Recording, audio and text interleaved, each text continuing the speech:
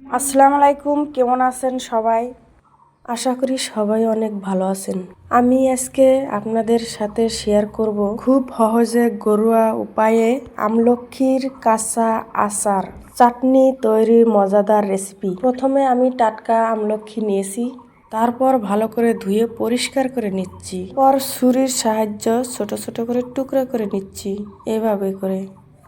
আমলকির এই কাঁচা আচার বা চাটনি খেতে যেমন টক তেমনি খুবই মজার। চাইলেও আচার হিসাবেও আবার চাটনি হিসাবেও খেতে পারবেন।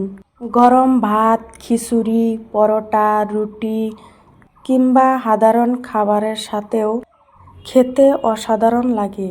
খুবই সহজ আর কম উপকরণে তৈরি এই রেসিপিটি। আশা করি আপনাদের অনেক ভালো লাগবে। ভিডিওটি শেষ পর্যন্ত দেখবেন। দেখেন আমার কাটা হয়ে গেছে, এখন আমি কাঁচা লঙ্কা দিয়েছি। এই আমলকির আচার শুধু খেতেও মজার নয়, পেটের পক্ষেও খুবই ভালো, হজমের সাহায্য করে এবং খাবারের আনন্দ কয়েক গুণ বাড়িয়ে দেয়। টক ঝাল ঘরোয়া স্বাদের রেসিপি। এই স্বাদ একবার মুখে লাগলে বারবার খেতে ইচ্ছা করবে। দেখেন আমি কয়েকগুলা রসুন দিয়ে দিচ্ছি। এখন আমি দিয়ে দিব পরিমাণ মতো লবণ। কাঁচা আমলকির আচারে আদা দিতে হবে, কয়েকগুলো আদা দিয়ে দিচ্ছি।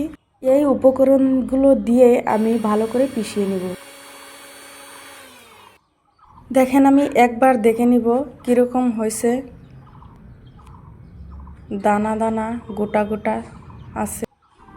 আমি অল্প একটু পানি দিয়ে আবারও দিয়ে দিব। দেখেন আমার হয়ে গেছে আচার চাটনি, দেখেছেন। এখন আমি চাটনিগুলো একটা বাটিতে বেড়ে নেব। এই ভিডিও ভালো লাগলে লাইক, কমেন্ট এবং সাবস্ক্রাইব করে পাশে থাকবেন। সবাই ভালো থাকেন, সুস্থ থাকেন। খোদা হাফিজ।